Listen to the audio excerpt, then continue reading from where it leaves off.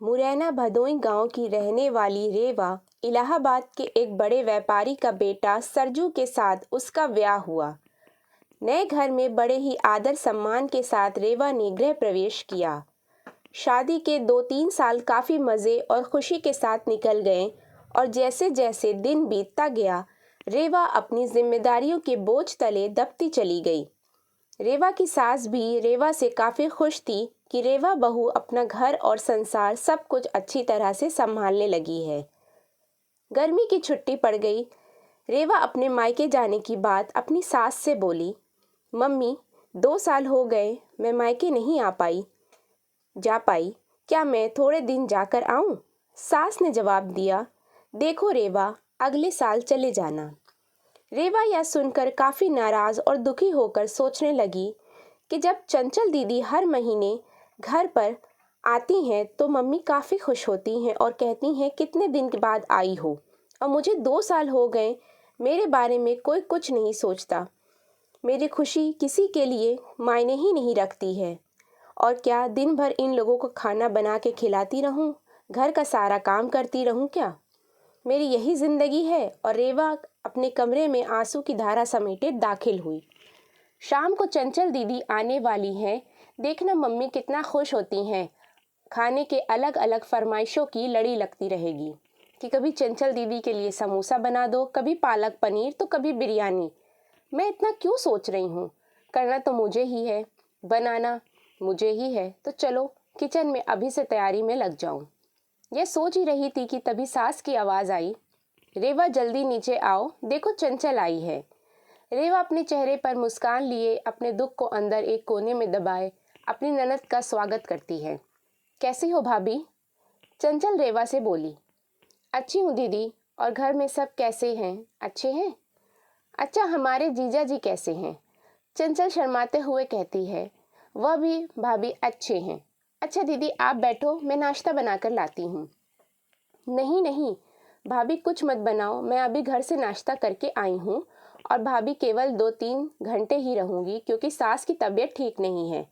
आपके जीजा जी उन्हें लखनऊ दिखाने गए हैं तो वो बोले तुम अकेली यहाँ क्या करोगी, एक काम करो तुम अपने मायके जाकर सबसे मिलकर चली आओ। सो मैं आ गई।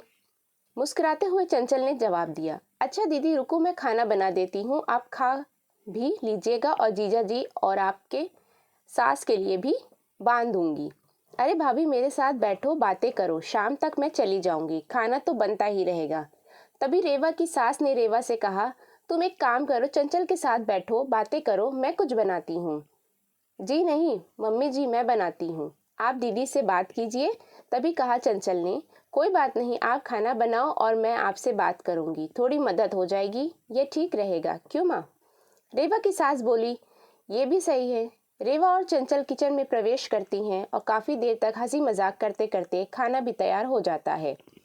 चंचल खाना खाने के बाद शाम को अपने घर चली जाती है। रसोई को समेट कर रात को अपने कमरे में रेवा गई तो सरजू ने कहा कि रेवा तुम काफ़ी थक गई हो, आराम कर लो।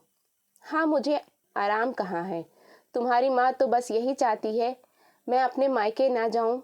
चंचल दीदी 1-2 घंटे के लिए आती है लेकिन मिलकर तो जाती है, उसमें क्या, तुम भी चली जाओ रेवा, सरजू ने कहा। और देखो रेवा दीदी भी कहाँ आ पाती हैं। जब शरद जीजा जी अपनी माँ को लखनऊ डॉक्टर के पास दिखाने ले जाते हैं तभी मिलने आती है, तो इसका मतलब है मैं कभी ना जाऊं अपने मायके? ऐसा तो मैंने नहीं कहा रेवा। अच्छा तुम शांत रहो, मैं कल माँ से बात करता हूँ, तुम अपने मायके चली जाना, ठीक है? तुम तो रहने दो। गुस्सा करते हुए रेवा सो जाती है। सुबह उठकर रेवा अपने काम में रोज की तरह लग जाती है। दोपहर में शर्मा आंटी रेवा की सास से मिलने आती हैं और काफ़ी देर तक बातें करती रहती हैं। तभी शर्मा आंटी रेवा की सास से पूछती हैं कि चंचल की माँ, ये बताओ कि बहू और बेटी में क्या फ़र्क समझती हो? रेवा इस सवाल के जवाब का इंतज़ार कर रही थी कि मम्मी जी का इस पर क्या जवाब होगा। रेवा की सास ने मुस्कुराते हुए बोला, बेटी कैसी भी हो पर वह मीठी होती है, बहू नमक की तरह नमकीन होती है। यह सुनते ही रेवा निराश होती है और दिल भी काफ़ी दुखी हो जाता है। शर्मा आंटी चली जाती हैं। काफ़ी देर तक रेवा यह सोचती है कि मैंने मम्मी के साथ क्या बुरा किया है। मम्मी मेरे बारे में ऐसा क्यों सोचती हैं, और वह अब घर में निराश रहने लगती है। निराश रेवा को देख कर एक दिन रेवा की सास ने पूछा, रेवा यहाँ आओ, तुमसे कुछ किसी ने कहा है क्या? यह सरजू ने कुछ बोला है क्या? कुछ नहीं मम्मी जी, रेवा के आवाज़ से दर्द था। रेवा की सास ने अपने पास बिठाकर पूछा, नहीं तुम बताओ रेवा, क्या हुआ है? रेवा के आंखों में आंसू भर आए और रेवा ने सास को सारी बात बता दी, कैसे शर्मा आंटी ने आप बेटी और बहू के फर्क बता रही थी। ओह, तो यह सुनकर तुम नाराज हो गई? बस इतनी सी बात है? अरे रेवा, मैंने कहा बेटी मीठी होती है, वो चाहे कितनी भी गलती करे उसकी गलती नज़र नहीं आती है। वह गुड़ की तरह मुंह में घुल जाती है, और खाने में अगर मीठा ना हो तो कोई फ़र्क नहीं पड़ता। और बहू नमक के समान इसलिए है क्योंकि खाने में अगर नमक ना हो तो खाना बेस्वाद होता है।